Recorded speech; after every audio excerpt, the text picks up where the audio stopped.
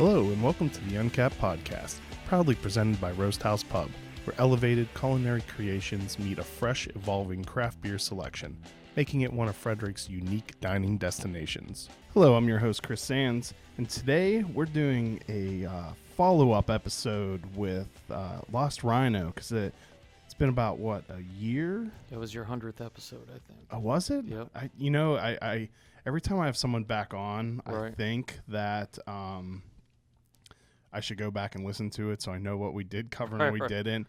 And then, but we've gained so many more people since then. Like, even if we double up on stuff, most of the people have never heard it before. Right. So why don't you go ahead and, I feel like our voices are kind of close to Yeah. but so why don't you go ahead and introduce yourself so Sure. that people can put a name with the voice. Sure. I'm Matt Hagerman. I started Lost Rhino Brewing Company in 2009, and I am just glad to be back. It's amazing how craft is developing, and especially up here in Frederick. So, a big fan of Frederick. I lived here and brewed in PG County for quite a while, and just like being back. So, And through the magic of Facebook memories, or maybe it was one of the two. I don't know. Instagram reminds you of everything now too. Yeah. I was reminded of the first time I went to Lost Rhino and how much I enjoyed the gigantic pretzels that you guys have.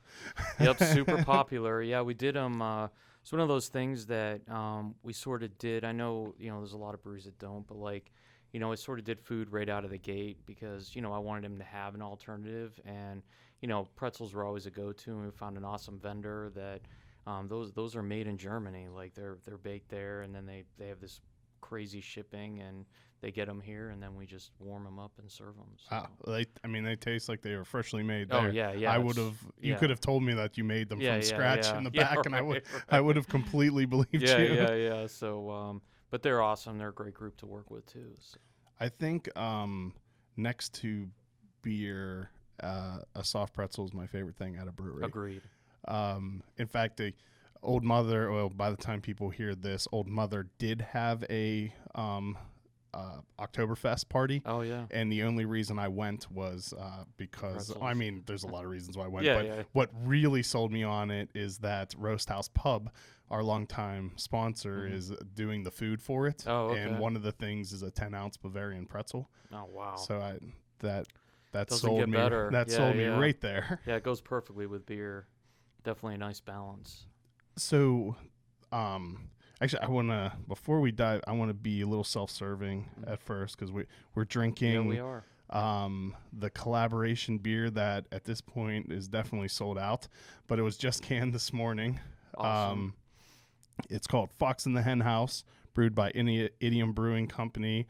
If I don't let everyone know that my wife came up with the name, she will continue to give me grief for not telling people that she came up with the name. Indeed. What do you think of it? It's fantastic. No, you did a really good job, man. And it literally, it being canned a few hours ago is a special treat in general. So it's very exciting. No, it's very good. Yeah, I think of the did time a really good job. it is. Oh no, they don't put. Do they put the? Oh yeah, it was canned at 10:31. There you go, man.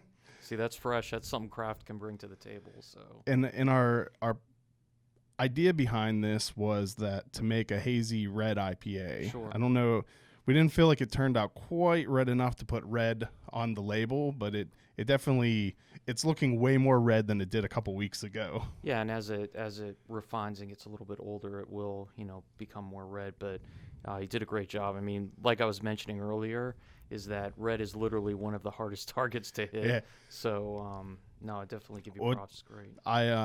Several years ago, it was for the newspaper's 125th anniversary. Mm-hmm. We made a beer with Monocacy Brewing Company, Sure. and we named it Red All Over. Awesome. And I think we gave Tom Flores, the brewmaster there, an ulcer for him to make sure that the beer was red. Yeah, sure. And I mean, and it was red. No, that's but that awesome. one we didn't try it, like it wasn't hazy or Yeah, anything. So sure. I think that might make it a little easier. Right. Yeah, it does.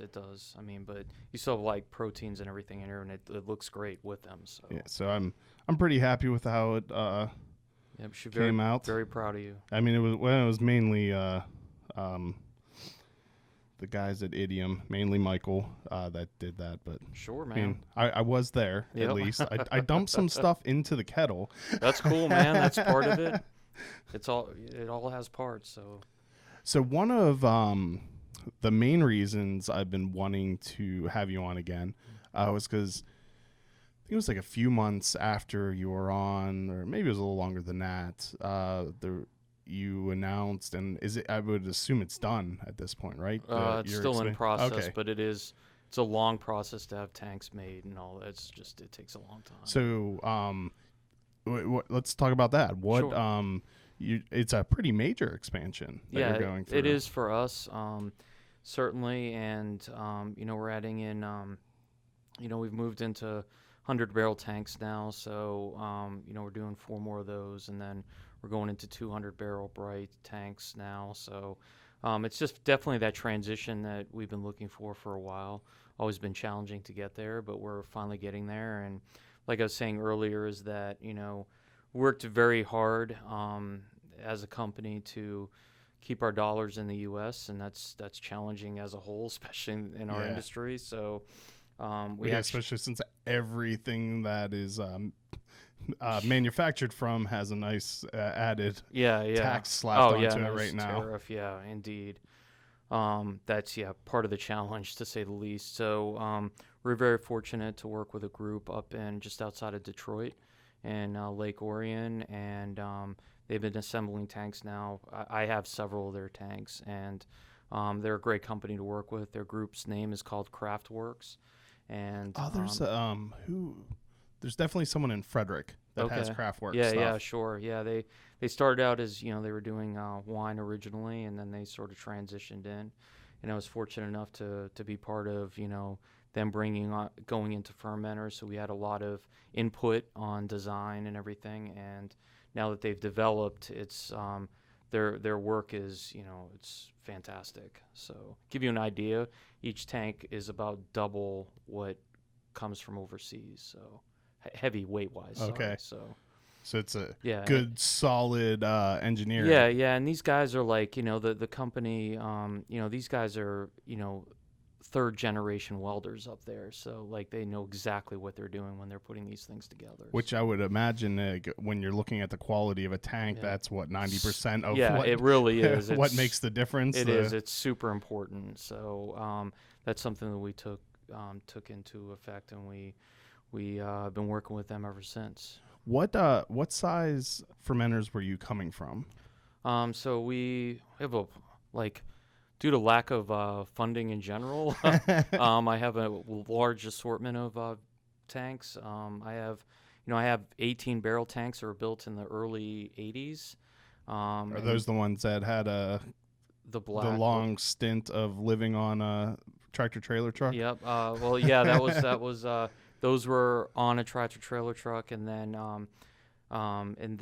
the other fermenters, I bought 4 50-barrel fermenters from a guy that was trying to open up a brewery in Pottsville, Pennsylvania, which is the home of Yuengling. I was going to say, that's kind of a bold move. Yeah, it didn't work. So that's why I have the tanks. So to give you an idea. So I wonder, that's in nowhere, Pennsylvania. Yeah. So I wonder, has craft even caught on at all? And does I would think that Yuengling has such a grip on the hearts of people in Pottsville, they wouldn't even consider drinking anything else. Literally, you can't talk about it. You can't talk about it because it's just, because the roots there run so deep. They've been there forever. Yeah, they're the oldest brewery in the country. So they've literally been there forever, and and it's all generational, and all those people have worked and lived there their whole life, and so have the last 3 or 4 generations. So. Yeah, it was crazy. It was 2 days ago, for some reason, someone brought up Yuengling to me, that they were there. So I went. I didn't realize that the daughters had taken over. Yeah, they just recently, I think. Yeah, I think either the beginning of this year or last year, and they're the 6th generation of the family that's run the brewery. It's amazing. Especially from what I understand, at least from the handing down of businesses, that generational transition is one of the hardest parts of it. Yeah. Because things become so diluted as the family grows larger. It's harder and harder for a family to maintain control of a business. So it's amazing that they've been able to do that. Yeah, I know. It's definitely, can imagine that, because they all have different interests, and it's really hard to keep, especially if they're not passionate about it, or they're like, hey, I want to go, be a vet or something, veterinarian or something like that. Like, I think that part would be really challenging. A lot of them are around it their whole life, so they really don't know, or are not exposed to other things. But yeah, I can imagine that would be a challenge. What I didn't realize, it wasn't until the 90s that Yuengling actually took off. Yeah, they stayed in they were, I guess, west of PA. I don't know how. No, they recently went into Ohio. Recently, within 5 to 10 years. But it was one of the interviews I watched. They were just saying in the 90s it was a struggle, and then it started to take off. They bought a brewery in Florida as well. Yeah, because it was like Pennsylvania and Florida were the two huge markets. Right. Makes sense, I guess. And then, from what I understand, it was like what people have said is that so many people from Pennsylvania go to Florida. Like, that was what the correlation was, but who knows if that was true or not. Who knows? Yeah. It's an amazing brewery, though. I don't know if you've been. No, I've never been there. They have the catacombs and everything because it's old school, right? So they have the Lottering caves and everything, and it's amazing. It really is. It's a cool tour if you can ever do it. So, definitely highly recommend it. So even with 50 barrel fermenters, you were still on the larger side because I guess there's kind of like the craft brewery that's heavy into distribution. Sure. Tends to be a little larger. Like I think nowadays the typical tap room focused sale brewery, 20 barrel fermenters is the normal size. Sure. I mean, that's a big jump over what most other craft breweries are. Yeah, I think my timing was fortunate. I think with that, we had a big brewery, Old Dominion. That's where my brew house came from. Yeah, and was on the truck as well for a long time. But we're fortunate to where there was we were the first brewery in Loudoun County after that. And there was just nobody there. So I sort of picked up a lot of what created a vacuum, and we sort of helped fill that. But we focused right out of the gate. I just want to make sure that I could share the beer with everyone. So we did focus pretty heavily right out of the gate in retail. The tasting room was really just a side project until it started going. Yeah. And and then the laws have changed even since I've opened.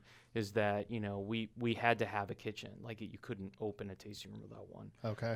The ABC laws were written, so we went ahead. So in a lot of ways, the laws of that time, the constraints you were put in, actually kind of helped you a lot to help differentiate you from other places now. Yeah, because it's not it wasn't an option, so you had to have it, and. So that definitely helped with laying out how we were going to move in the future. But and then I think that the important piece too was that tasting room was doing well, but we wanted to make sure that we could expand accordingly as the market dictated. And we've had certainly our challenges, because as anybody has ever heard my story, I started with no funding at all. Yeah. So, I remember, and if people go back and listen to the original one, you were walking around a beer festival, more or less begging people. And what even in that beer festival, I quickly realized that this wasn't going to work, because everybody's hammered and walking around drinking. I'm like, nah, this is not a good idea. I don't want them waking up on Monday and freaking out. But we were still fortunate during the festival to get what we needed to get things moving. So it was crazy. It was a crazy time.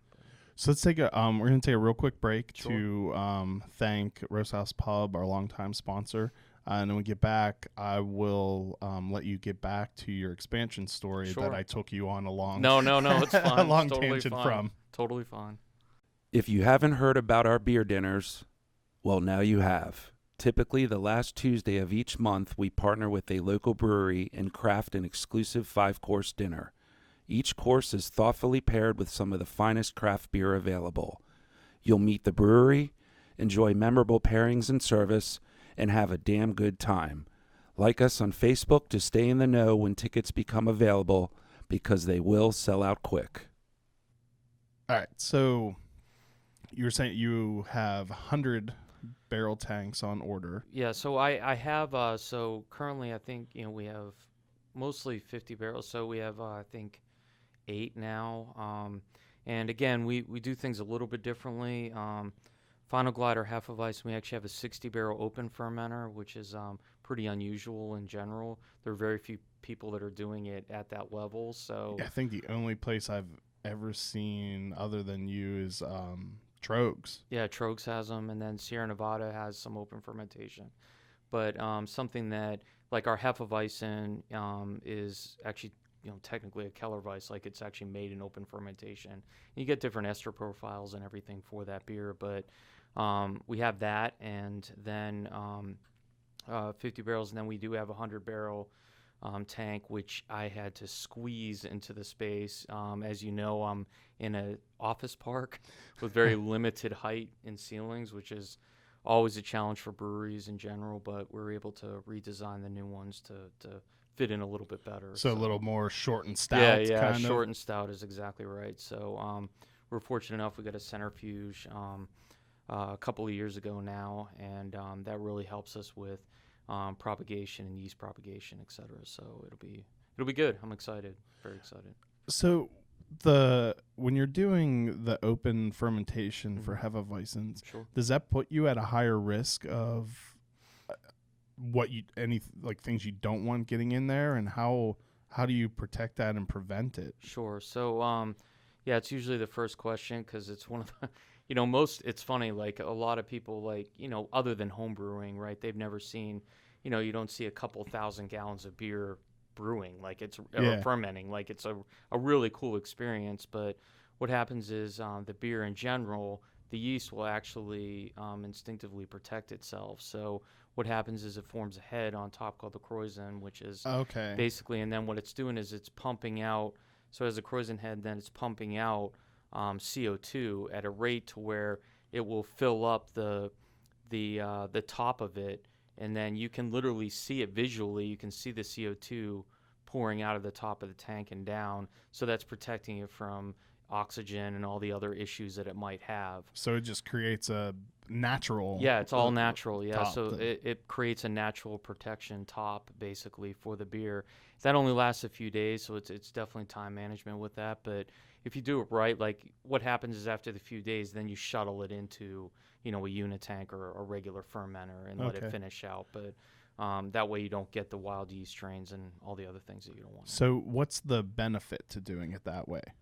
I think, like, we've talked about this a lot, and we've tried different beers, and there's a real difference, like, as far as, like, yeast in an open fermentation environment aren't under a lot of stress. It's a very natural environment for them. There's no pressure on the top of the tank. There's no pressure building. I mean, most tanks, are open, and, the valves and everything are open, but it's still a very different, like, ester, aromatic, you get more like, clove as opposed to banana, like, and it's amazing. Like, we know when we're brewing that because our entire brewery smells like a banana nut bread factory.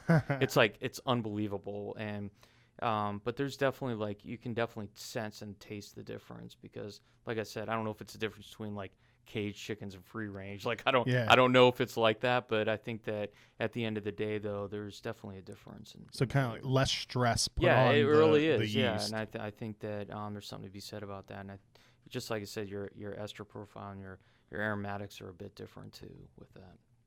So are you doing just an equipment expansion, or are you doing like a physical space expansion also? Well, the tank space, we're expanding outside, which is a little bit different for us, because, like I said, we have issues with height and all that other stuff. So putting equipment pads and chillers outside on equipment pads. So that's part of that process. But the space size itself won't really change for us. But our goal is to use up as much of that space as we can, sort of shoehorn it in. Is pretty much there at this point, but what we're doing is we're moving stuff around, so like the kegs, the empty dirty kegs will go outside, like those types of things, but logistically, but the space size itself won't change. The only thing we've done over the last 4 months to the space is the tasting room, where we actually put in a patio, outside, because like that was a big challenge for us, because we didn't have landlords. We had a lot of challenges there, but people too wanted to bring dogs in, and that's a big deal.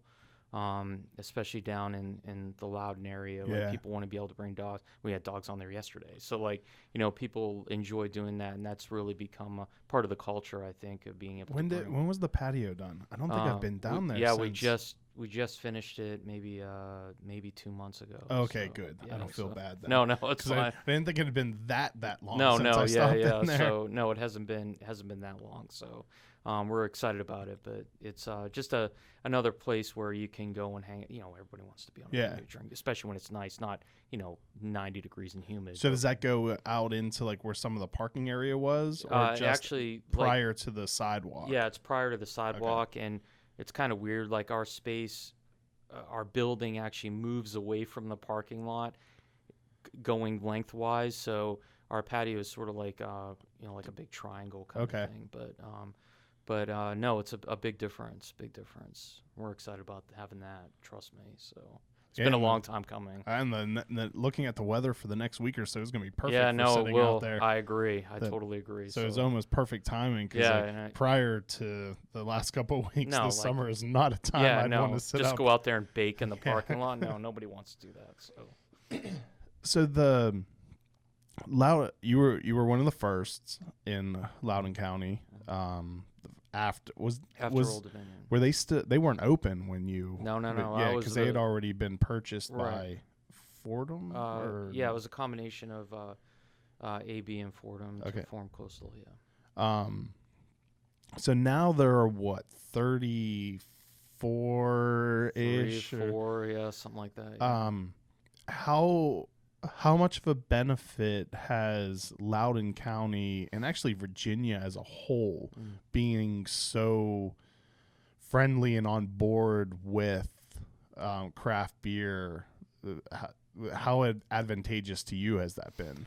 I think in general, I'm a big fan of education, and I think what it does is, there's a lot of wineries in Virginia, even in Loudoun County, that have beer now as well, because they sort of had the facilities already to do wine. So they sort of branched off and did like the farm brewery concept. And I think that's in general helped us as far as the education and getting people out there and exposing wine drinkers, if you will, to the art of better craft. Liquid. Agreed. Yeah. So I'm all on board with that. But, I think that exposure to what we're doing has gone a long way for benefit.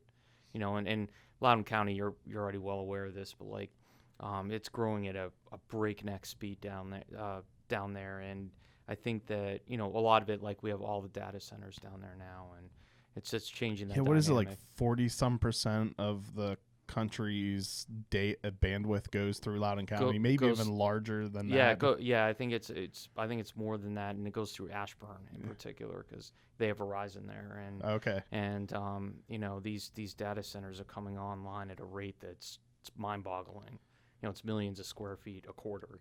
So it's just, and it's the richest county in the country. Yep. Which seems weird. Like you would expect it to be like part of Miami or something. Yeah, or somewhere there, or somewhere in California, or like someplace where the cost of living is. I mean, it's not cheap to live in Loudoun County. No, it isn't. But it's not even close to how expensive as it is in like New York or places. Places in California. So you would think that one of those were. So it's a bargain. You'll make a ton of money, and you have a bargain to live. And we have a lot of folks that are transporting. Mainly because of like Facebook and Google and all those guys, but we have a lot of those transporting to Loudoun County now that are, mostly in Silicon Valley, right? So I heard we were renamed Data Valley. So I love people just love to come I know yearn to give places stupid nicknames. Yeah, I know. I'm like Data Valley could have been a little more creative, guys. Can we just call it Loudoun County? Yeah, still? Or just call it Loudoun County or Ashburn. Yeah, I would have been fine with that, but it does seem Loudoun County puts a lot of resources, money, They time, and energy into promoting craft beer. They really which do. which is really nice when you look at it, is they could have ignored beer Oh, yeah, and just sure. stuck with wine because they Sure, were already sure. so well known for it. But Sure. thankfully, they've had the foresight to jump on the Oh, the yeah. craft beer wagon. And Yeah, I totally agree with that.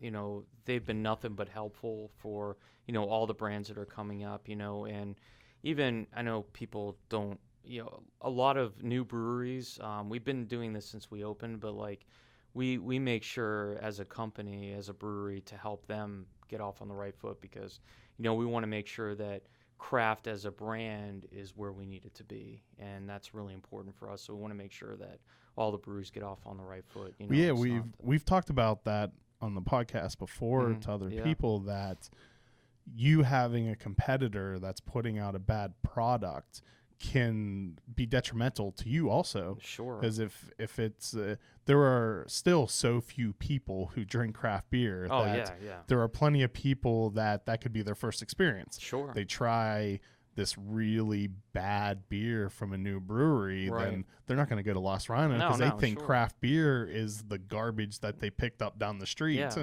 Yeah, and I think that that's critical for all of us, the breweries, is that, you know, you want to make sure not only that they're having a good experience, but they're getting the quality product and the education of why we're doing it in the first place. And I think that that's a really important factor to capture the non-craft beer drinkers, you know.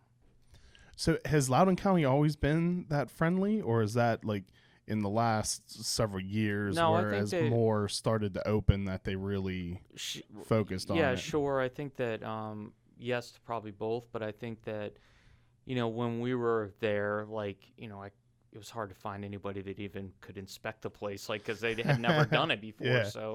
So I think that over the years, though, they certainly saw the potential and the opportunity there, and you know, were able to, you know, they had the resources to be able to take advantage of it. So they have the Loudoun Ale Trail, and, you know, they have these little booklets and maps, Yeah. and, you know, they have you know, going out in Loudoun, and, you know, a lot of the breweries are in there. So they've done a really good job with just the media presence, but and, you know, just being there to help out and promote events. They reach out to all the breweries all the time to see how they can promote the events and get people out to there, because ultimately they want to be that attraction. And Yeah. it's definitely important, especially from a tourism standpoint, you know. So we're going to take another quick break Mhm. to thank our newest sponsor. Well, at this point, actually, it's probably been a while. I've gotten so out of, like, Oh, I'm typically, the same way. Like, typically yeah, we that's always recorded an episode and like released it the next week. Sure. But we went a month where I had trouble getting guests, Right. and now it's like if anyone says yes, I just record an episode. Right, But now I'm right. on the opposite problem, Right, where like I have right. so many, I have no idea when this will come Yeah, out. right. So No, it's- a great newish sponsor, Sure, who sure. you're headed to see in a little bit, District East. I'm excited. So let's thank them, and then when we get back, we'll talk about at least one of the beers you have in front of you, because I want to crack one of those open Yeah. next. Yep. District East is located on the 800 block of East Street, next to Rockwell Brewing Company and Family Meal. Choosing from their large selection of craft beer, you can create a custom six-pack suited to your taste. With tastings every Friday night and Saturday afternoon, Crowler and Growler fills available, and kegs to go, it's a beer drinker's paradise. Their knowledgeable and helpful staff will help guide you to the perfect beer or wine for any occasion. They have been selected by many breweries to host limited and exclusive beer releases, which made them the obvious choice to feature my collaboration beers. Stop in and see them for yourself. All right, so we are enjoying a MIG right now, My Imaginary Girlfriend, which was, I guess, a subtle jab at gamers, kind of. Was this made for an event originally, if I remember correctly? Yeah, so it was it was a collaboration we did with a bunch of guys over at one of our distributors, and they just wanted to be part of a brewery or part of, you know, a beer, you know, brewing a beer, and they're all crazy, every one of them, and super fun to be around. But this is this really goes back to exactly what we were just talking about a little bit ago. So we're Data Valley, which means that we have a significant amount of coders in our immediate area, and they love to play games. And there was that stereotype of a gamer that is in his parents' basement. It's dark. Yeah. And the original, which we had to change eventually, but the original graphic was literally, it was a guy sitting down on his basement floor, and he has a couch. So the glow of the TV is lighting up the room, if you will, and it's lighting up the couch. And he's playing video games on the TV, but then he's got his blow-up doll is sitting on the couch with him, right? Like, that was our original. Yeah. And people loved it. Like, it was ridiculous. And we called it, so for fun, we called it level 1. So this is level 7. Okay. So each year is a new level, so you level up. Is it the same beer each year, or Yeah, is each yeah, level you just? No, we try so to keep it as much okay. as we can. Mig has a lot of different hops in it. I don't even think I can name them all, but that's intentional, right? It was something a little bit different that we wanted to do, and a little bit higher in ABV. But again, it was sort of even if you look at the can, it's pixelated. Like, the whole thing was designed around gamers and coders and people that normally didn't go out. And it's not just dudes. Like, I know that everybody think that is not the case. So, because I've had plenty that girls that want to do My Imaginary Boyfriend, and I'm like, yeah, okay, like, we could look at it. Yeah. Like, I didn't know that was a thing, but, like, sure. So again, it was just something that we could relate to our local community there, because we have a lot of coders. So Yeah. So now, I don't think we talked about this at all last time, but it looks like all of your core, which I'm guessing the Faceplant, Final Glide, Rhino Chaser, and New River are all core brands. Yep. They're all kind of outdoor sport themed. Sure. Yep. So is that? Yeah. So the whole brand was wrapped around outdoor adventure. Because it really started off with Rhino Chasers, and Rhino Chasers was the original logo for it was the rhino with the surfboard, which is why it's in the middle and not part of the logo. But Rhino Chasers, as I think I mentioned, is slang for big wave surfers. So originally the brand came out of Huntington Beach, California, and was actually, back in the day, Rhino Chasers was the 3rd largest craft contract brand in the country. So it was a big brand. So Rhino Chasers as a company had like 4 or 5 different beers. So we sort of liked the name, and then we had the logo designed around the name, because the first question that is on my tour is like, why is it called Lost Rhino? And I'm like, well, because I had a really awesome logo. It was simple. That's what I wanted. And it's a rhino with a surfboard, and I'm in the middle of Ashburn. Yeah. So we called him the Lost Rhino. And that whole thing was, finding your adventure or finding the next new adventure, because Rhino Chasers, that's what they do, is that group goes out and looks for the next big wave.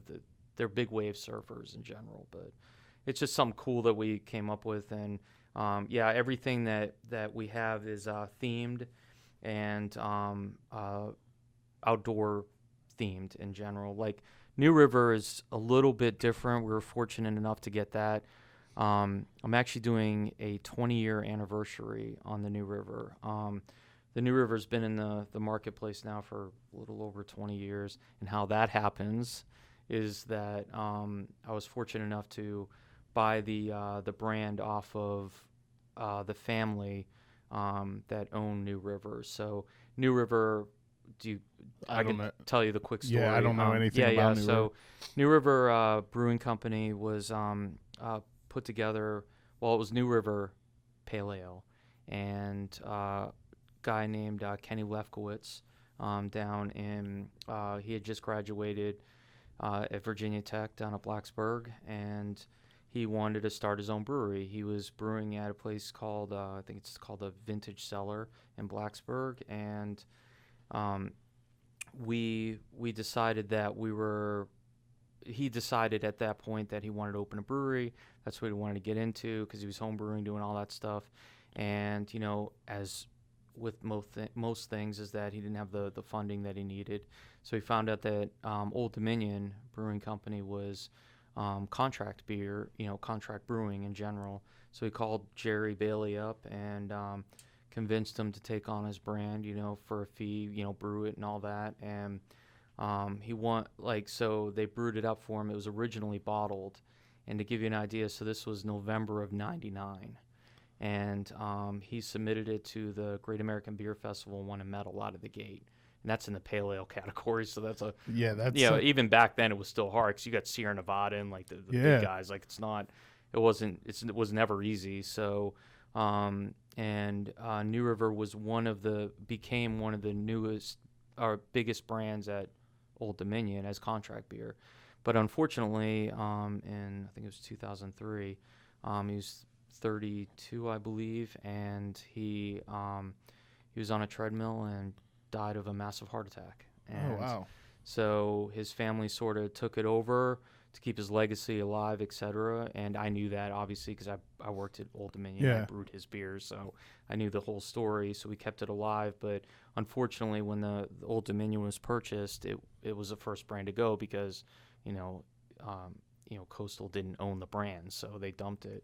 And I had heard about that and reached out to the family. Rough ride, to say the least. And because it's a very emotional brand for them, as you can possibly imagine. And I convinced them to give me a shot at it. And I didn't have a bunch of money, so I gave them a rough fee and bought the brand. But my promise was that I would keep his legacy alive. So what I did is that he actually had a website, which you can find at lostrhino.com, called newriverbrewing.com. Tells his whole story, has pictures of him on there brewing the beer, all that stuff. And like I said, this is late 90s. And it was bottled back at Old Dominion. And we've basically taken it and just kept it going. And we're doing an anniversary party in November, looking around the 8th. We're doing an anniversary party down in Blacksburg, and we're doing one at the brewery. Oh, wow, that's awesome. And basically, we're going to try to get his family up and just be part of it. And that, that's what that brand was all about. It was really important that we do that. So is it the same recipe? It is. Wow. And it's very challenging because, over the, it's 20 years ago, right? So, we've tried to keep it as close as we can with, there's, hop changes and all that, but real challenging. But like I said, it's gone through some changes, but we've kept it as close as we can to what the beer should be. And the big difference in this beer was this is very cutting edge in '99. They have Amarillo in there, which was almost brand new to the market, very hard to get, and that's a big staple in that beer. But it's an awesome product. I'm very passionate about it, and we're continuing. This just started going into cans about a month ago, and we already have it rolling out into Frederick now. So. But as long as people understand the story and what the backdrop was on it, I think that's really important, to keep his legacy going. So, yeah, that's awesome. Yeah, cheers. Is the is the label at all similar, or is that all completely redone? Well, we had to redo it a little bit because it was very dated, as you can imagine. So what we did is we kept the color. I have an amazing graphic artist, Logan. He's done all my graphics, and what we did is we kept a lot of the hints of the original label. So the moon and the stars and the purple, the color profile is about the same. The guy swinging on the rope is new, but because it was just originally, it was just a river scene. Yeah, a river scene, and that was it. So we added the hops and then some dude going out on the swing. So we thought that was cool. And of course, we added our little pieces to it. But that's what made it fun. But it sounds like it's a close enough, nice homage. Oh yeah. You could definitely tell they it. were the same. So, or came from the same place. Ultimately. And I forget, what is Dawn Patrol? Dawn Patrol is our other seasonal beer. Dawn Patrol is our session IPA, just a lighter version of the Face Plant. Sort of falls in the 4.5 profile. So very drinkable, crushable beer during the summertime. So we roll that out. So for the most part, and how I forget now, how long has Lost Rhino been in existence? It probably says 2009. Okay, so 10 years. You're a veteran, I would say, at this point compared to the most other ones. Yeah, I've been in the industry now for almost 20 years, which is a little crazy. And I started out on the other end of the spectrum in production. So like I sort of skipped because I was a home brewer and all that, but actually I started out cleaning floors is what I did. So you know, I went to school originally for mechanical engineering, and you know, I went on a tour at Old Dominion, and I was that guy, right? So at the end of the tour, hey man, do you have a job? And then he didn't have anything then, but I called him every 2 weeks for 4 months, and he finally gave me one, and it was cleaning floors. So I sort of worked my way up from cleaning floors to the mechanic to running the bottling line operation into the cellar, and then ultimately wound up a brewer, and then went out to school in California to be, you know, get my certificate or whatever, and then came back, and then that's when I went to Growlers in Gaithersburg. So I still am amazed by how many people are alumni of Growlers.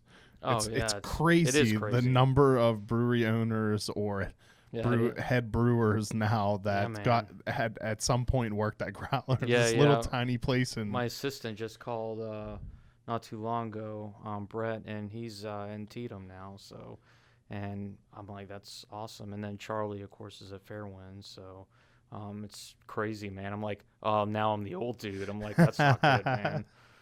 But it's cool. It's cool to see your apprentices that can, you know, make it up that far. I've always thought kind of like the beer industry is kind of like professional football. Yeah. Where there's like coaching trees, where you have like this one coach, and then like there's all the all a tree of brewers that branch off from that one. It's brewer. Totally like that. Yes, totally agree. But no, it's exciting. So we're having a lot of fun with it, and we're gonna keep it rolling.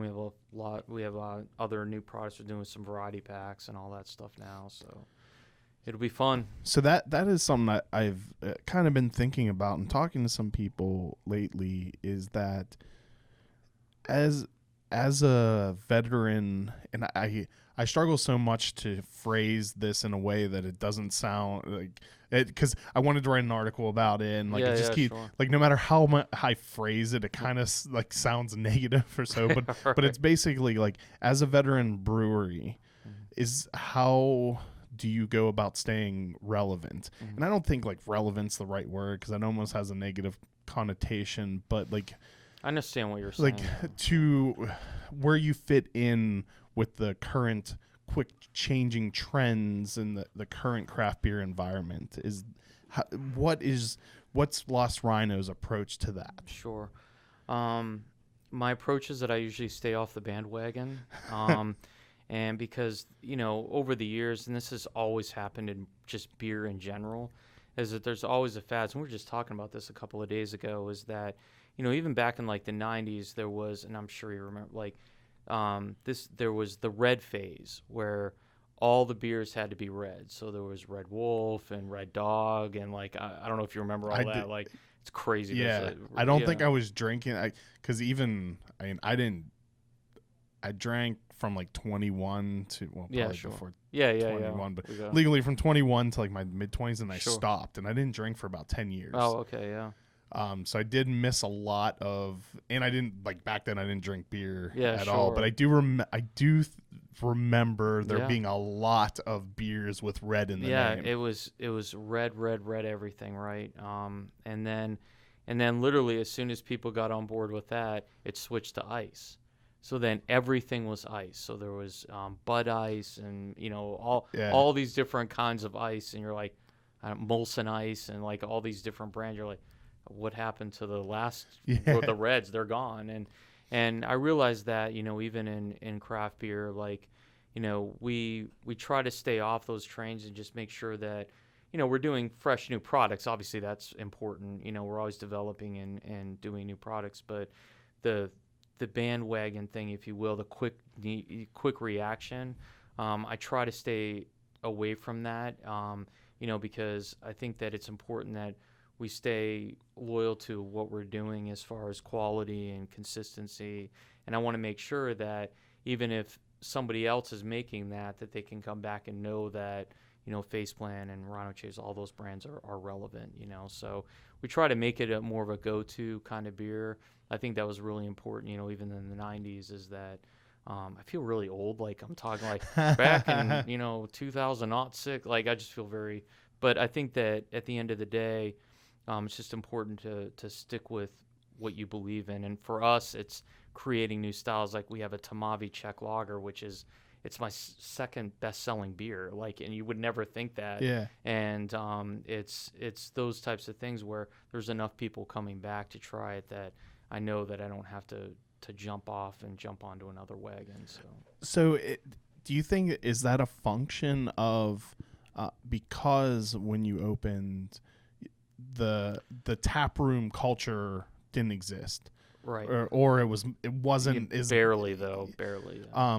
So you built your business off of distribution, off of people going to stores, buying your beer, and do you think that's a different customer? It could be, yeah. I mean, usually from distribution, like my side of it was like, okay, if you're at a store and you're picking out a beer and you pick up Faceplant, for example, now you know that you can go, if you see it on draft, you recognize it. Yeah. So I was trying to get that approach in. Now draft does the same thing, right? Draft sales will drive like the retail side of it, or can sales. But at the end of the day, though, there are a lot of much smaller breweries too that can make those trendy changes right away, like in real time. And so like how long is your production schedule planned out? Yeah, it's through the years. Okay, so so like I can't, we can do small fun batches, collaboration. We do a lot of that in general.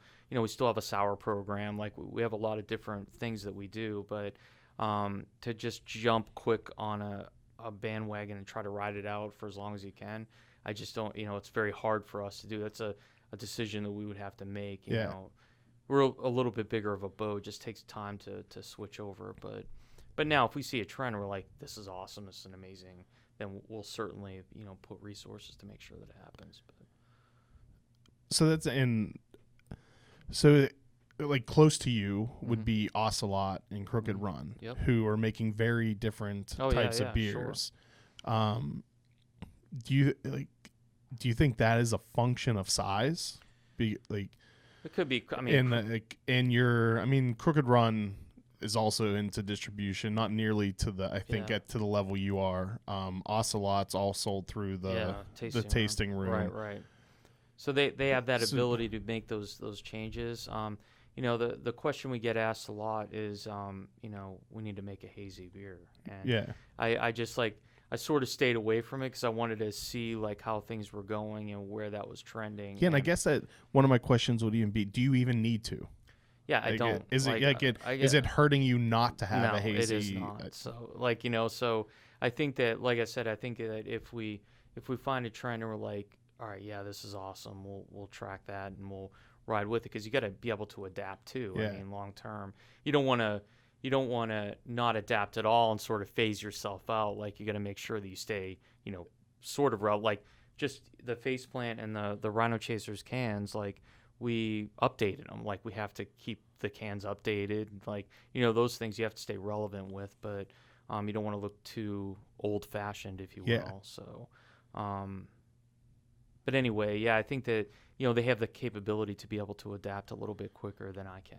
So do you think you have a different customer base than them, or is I don't know, because I have a lot of people that come into the tasting room that drink hazies and they love hazies. I enjoy and all of the different places down there. So they all, but they'll come in and they'll drink Faceplant or Rhino, like the solid cores have really, I guess, never taken a direct hit because I'm not doing a hazy. Like people just be like, okay, well, I'll take a Czech lager or something that I have, and it's really just not been that issue yet that I've seen. So I and another way I look at it where I find it interesting is that at least online or in like the top of craft beer culture, the hype, where the hype arena, it's like breweries like that are the ones that get all the attention and talked about all the time. And meanwhile, people still talk about Lost Rhino, but not as much. Right. And I don't think people realize like how much beer you're selling. Right. Like no, they don't. It's like there's the popularity success, and then there's the selling a ton of beer. Right. Success. I think that and I totally understand that, and I think that at the end of the day, like these, the guys that are getting talked about a lot, they're the small guys that they're controlling a very small niche market too. Like usually the most vocal, right? So so I think that unfortunately, while you have the most vocal fans, right, they also will turn on you quickly. Oh yeah, very in a second. So yeah, and I think that we've definitely a lot of questions have been asked of like why we're not jumping on that trend. Like, I've seen breweries now that are switching to seltzer water, and I'm like, I just like, what happens to the brand as a whole? Yeah. Like, is that really, are you dedicated to like quality and consistency and like getting the best product you can out there and making sure that we're giving craft a good name, and or are you just jumping on like whatever comes down the road? Like, that feels like a trend that's not going to stick. Yeah, I don't know, man. Like, I've never, like, I'm sure this is not the case, but like, I've met very few people that actually like the like enjoy drinking a hard seltzer. I've never had one. Yeah, so and now I'm seeing and hearing breweries that are doing hard seltzers. So I'm like, well, I think no, it's cider. Same ad. Boston Beer sells more cider than beer now. Yeah.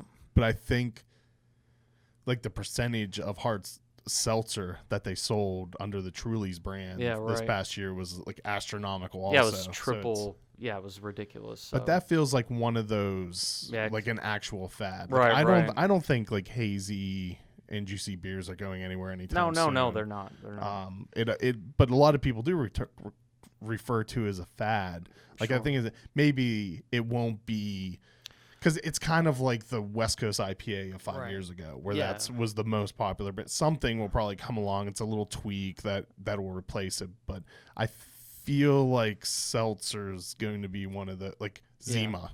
Yeah, Zima, I mean, it's basically evolution of Zima. That really was. Like, people were, back in the day, they were putting the Jolly Ranchers in. Zima was the first thing I got drunk on. Yeah, man. Like, and that was... and it had Jolly Ranchers in it. Right, exactly. And, like, in Grenadine, like, it was Grenadine or Jolly Ranchers, man, in Zima. And, but I think that, the definitely the positive thing about, like, the hazy part of where we're doing the New England styles is that it's developing new styles of beer. And I think that that's how a lot of styles in beer come along, is because somebody made a choice to, like, well, I'm going to do something completely different. And that helps develop beer as a whole brand. So you haven't done one at all? No, I mean, I have. Like Mig is... Yeah, Mig's... hazier. Yeah, no, it rides the line, that's for sure. The Final Glide is truly a hazy beer. Like, I have them. I haven't just identified them, I guess, specifically as hazy. So I certainly make them, but like the Final Glide is naturally, that's a hazy beer in general. But I've never stamped that on the can, and that's, like people that come in and ask for hazy beers, the Final Glide meets almost all the requirements of a hazy beer. It's not, I don't inoculate it with fruit or anything. Yeah, but I would be mad at you if I asked for a hazy beer and you hand me that. Yeah, right. But I don't like Hefeweizen. Well, no, we give them the option. Yeah, right. But no, we give them the option of making it. Like, I wouldn't push it on anybody, but Hefeweizen is just one of those styles. I don't think I've ever had one that I enjoyed. Yeah. But I don't like Belgian beers. Yeah, sure. At the wheat beers, so it's good though. So it's exciting though. So, a lot of different. You said you still do sours, but you do like natural fermentation. Yeah. Like, we do. I don't want to say real sours, but like we don't say real sours in quotation marks. Yeah, we don't do kettle sours. Yeah. So like, so we do the aging. We have peach sours in now. We're doing blackberry. Like, a lot of sours, and it goes through the year and a half aging process. So, it's the Brettanomyces and like the whole deal. Like, and then we put a lot of work into like making sure that people feel like they're getting value. So like it's in 750 wax, the whole thing. Like, so we don't cut any corners with it. We want to make sure that people are getting a really true sour and they can enjoy it. It's not something that we did on the fly again. Yeah, so. It's funny how so like. In general, it's like anything not in a can Yeah. is frowned upon. Oh, yeah. Unless now, like, if something's special. Oh, it's, yeah. It's put into a bottle Oh, yeah, now. yeah. It's pretty crazy, man. Like, and then, again, that's something where it's constantly changing. So. But you were always in cans, Yeah, right? we So never- that thankfully that was a decision you made right away, because Yeah, I feel like that's something that hurts some veteran Oh, yeah. breweries now, Yeah, is you've gotta that be in cans, they man. invested so much money in a bottling line that they're kind of trapped in it. Yeah, and the great thing is I was dirt poor and I couldn't afford a bottling line, so all I could afford was a canning line. So Yeah, that's I what remember. I we're in. think someone had told me that once, like Yeah. back when Oh, it yeah. was rare and like cans were frowned upon. Oh, that yeah. like a crappy bottling line was more expensive than like new a canning state of the art Oh, canning yeah. line. Yeah, absolutely. Yeah. So another restriction put on you Yeah, it's was a crazy. saving was a saving Yeah, grace. it was, man. It was totally. Because I really liked back in the day, like I really liked the stubby bottles, the Sierra Nevada, Yeah, the little yeah. short ones. I thought they were really cool, but from an economic standpoint, I couldn't even like call the guys, like they were too expensive. So now you are probably going through enough cans. Has the cost of cans changed enough to affect your business? Oh yeah. Yeah. Yeah. Because I keep seeing articles about that, but I feel like most of the people I talk to on a regular basis aren't at such a large production scale that like it's a difference, but it's not a huge Yeah. difference. I mean, we're absorbing some of the margin right now, but like at the end of the day, though, cans have gone up 20%, man. It's it's not an big insignificant. That is not especially when you're buying them by the truckload. Like that's a lot of money, short term. So, eventually, unfortunately, the result, not me in particular, but like in general, as a tariff laws or tariffs in general are, it's the end user, unfortunately, that's going to get hit with that, because these businesses all have to, survive, and it's going to be a challenge. We'll see how it all plays out. Yeah, but I mean, profit margins aren't large enough No, that they're 20% can just go away. Yeah. Yeah, no, it does not. So, but again, we try to hold as much of it back as we possibly can, because we want to make sure that the customer ultimately is getting the best value for what they're buying. How many barrels a year are you producing now?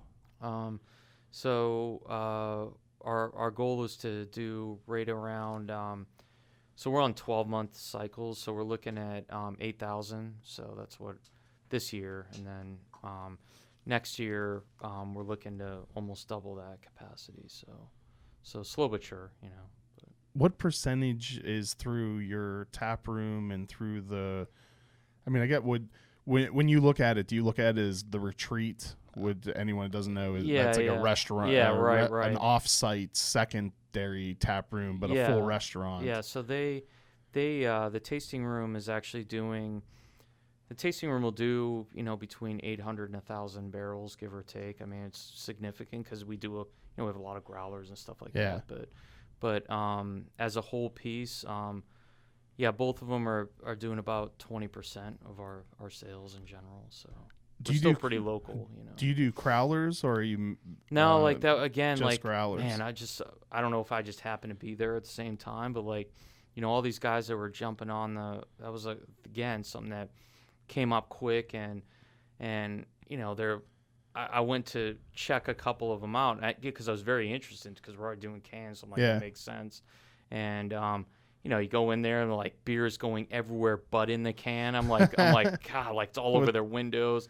The motor's smoking. You definitely need to put the shields up. Oh yeah. Although I guess you really almost everything you sell is packaged also, right? There's not. Well, we do a significant amount of like growlers, but most of our stuff they can just grab a package of it if they need. If you want to go home with beer from Lost Rhino, it doesn't have to be in a can sealed at that moment. No, not at all. Yeah. It's already been packaged. Yeah, it's been packaged, and it's we keep it all fresh. But I think that even if they want Tamavi or a red IPA or whatever, like they can just get a growler of it. And we have a couple different sizes of that, so that they don't have to drink the whole thing. But yeah, I hated when any place you went to and all they had were 64-ounce growlers. Yeah, no, that's dedication.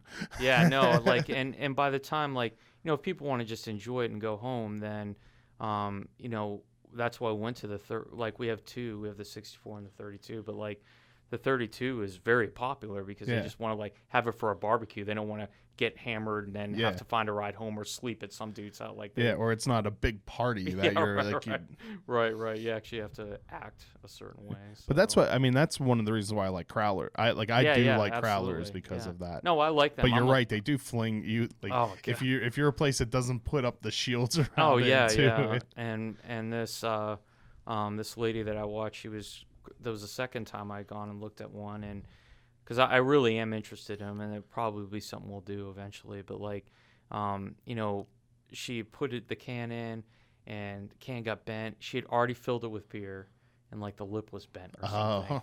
So she dumped it. So the beer is being dumped into a can. So now it's all foaming and a mess. So then she topped it off, put it in. That was dented.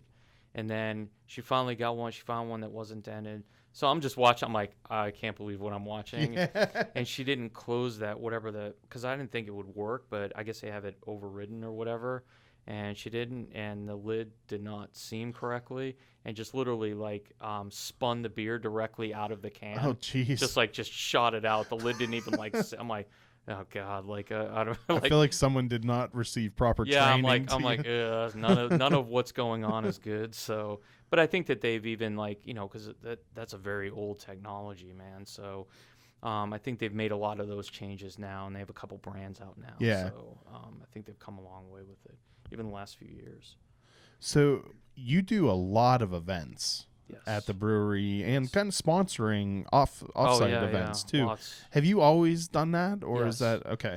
Yeah, it's something that I think that is important, not just from like marketing and all that. Like it's good for marketing, but for us, it gets me in front of people that we can educate about the brand and all that stuff. And really, my goal is just exposing craft as a beer to new audiences, because that's what we need to be doing. Well, yeah, because there's also there's a wide variety of ones I see posted, like the car show ones. There's the Lamborghinis with the big Lost Rhino stickers on the side. It's just they're things fun to do. Yeah. Like, and the kids, like, we have the Lamborghinis parked outside, and like that is not our culture at all, but like the kids loved it. Like it was just awesome to see. I tell you, I almost wanted to drive down. And to have like the new Lamborghinis and the Rolls Royces and like all that out there for everybody to check out. It's really cool, and they're an awesome group to work with. And that's what, like, Sterling. Sterling Lamborghini and McLaren. So they're a great group to work with. Sterling of BMW, we're working with them too, and they're just fun. They like to have parties and hang out and like talk about cars and all that. Yeah. And, do they let you drive the cars? Not usually. So I was fortunate enough to get to drive a McLaren though. That was cool. Which one? It was a 720S. So well, at least you got a good one. Yeah. So it was a lot of fun, but did you get it to throw flames? No, I didn't. I was more. I didn't want to wreck the thing. So like that was more my. That's concern like I think if someone like, if someone came up to me with one of those, like, hey, you want to drive? I don't think I would. Yeah, you're like, because I don't think I'd be able to enjoy it. I would be so stressed out. Yeah. Right. So but again, they're a great group to work with, and they're a lot of fun, and they help us promote any projects that we're doing too, so it's good. But again, it's about exposing the craft to other people that normally wouldn't, be. I mean, I've been to Lamborghini events, and most of the people there had never even heard of craft brewing or knew what it was or what it was about or that there were breweries around. I'm like, no, there's actually a ton of breweries, and you can go. Like, I've really tried to introduce not just my brand, just in general, And we've got a lot of people converted doing those types of events. So yeah, I think that's something that everyone kind of gets stuck in their bubble. You just kind of think that everyone is interested and knows the things that you're interested in and knows, but and they don't. But in reality, there are a lot of people that have absolutely no idea. Yeah, they don't know. They don't know that it's that craft exists or is local or anything. They know that wineries do. A lot of them do, because it's been around for so long and it has a lot of heavy marketing. But for a lot of people, like, it's just no idea. So that's what we do, and that's why we work with those types of groups. And you had mentioned briefly before we started recording, you worked with the Loudoun United. Is that what they're called? It's the DC United expansion team. So called Loudoun United. So they built a brand new stadium, beautiful stadium in Loudoun County in Leesburg, and are very fortunate to work with them and develop a beer. And it was called so we called it Pitch Please. So cool. yeah, for the pitch, soccer pitch, and all that. So it was a lot of fun. 16-ounce cans. We have that flexibility, but again, it was just getting people that come to those games. Because Loudoun County in general, I know a lot of counties are. I'm sure Frederick is too, but is that there's a lot of soccer teams in general that are school teams and stuff like that. But you never see it really go past that. And Loudoun United is one of those teams where it's that buffer between high school, college, and then going to DC United. So what do they call that? Or is it just semi-pro, or does it have a different I don't know if it's farm, or I think I've just seen club it as team, or it might be I don't know. I'm not sure. I'm not in that world. Yeah, but they're a great group of people to work with too, and they're very craft centric as well. Like they want to make sure that they have craft brands that are exposed to those audiences there. They still have the big brands, right? But we want to make sure they're giving them a ton of money to be there. Yeah. So that's not going to change, but to have local craft brands there and helping support them is good for everyone. Ultimately. Well, so this year, the Frederick Keys. Oh yeah. I used to go to plenty of their games. It has a huge craft beer presence now. That's awesome. It's called horrible. Like not seventh inning. It's fourth inning, maybe. I don't know. It has some sort of inning name, and I should know it, but I'm a horrible person. But it's a place where they have 26 taps, I think, and it's all Frederick breweries. Awesome. So each Frederick brewery has a certain number of beers that they always have on tap now. That's awesome, Keys man. Field. Yeah, and that exposes all those people to all the different craft that's local, man. I think that's awesome. So I think that ultimately is what Loudoun United will be doing with that. So it's good. I was excited to be part of the project. What style beer was that? So we did I can't do a big IPA because I'm trying to expose our brand to people that normally don't drink craft. So we went with a almost like a Kolsch style, like a real light, easy drinking German ale kind of beer. Makes sense. Yeah, Plus, I mean, you're sitting outside in the sun watching a soccer game. Right. And it's 16 ounces. So again, you don't want them hammered. You want them to enjoy their game. So that's sort of the approach we took with it.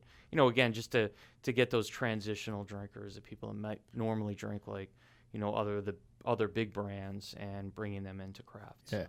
How did you end up being chosen to I don't know. work? I think that they came to the brewery at some point, and we just actually had some of their players in the tasting room a few days ago. Oh, cool. And I think that it's a function of, I'm sure, Loudoun County, the economic development, but then Visit Loudoun, because Visit Loudoun knows us, and then they know that this expansion team's coming in, because we'd worked on them way before the stadium was even built. So they knew. We just got lucky and were part of that. So, and they have a few other local breweries that are working with them as well, but want to sort of make sure that we got the cans out and made it right. So who worked on the beer with you? Were they very involved, or was it more of a social gathering type collaboration? So we learned that this might have been part of it too, is that we did a beer a couple of years ago for the PGA Tour, the Seniors PGA Tour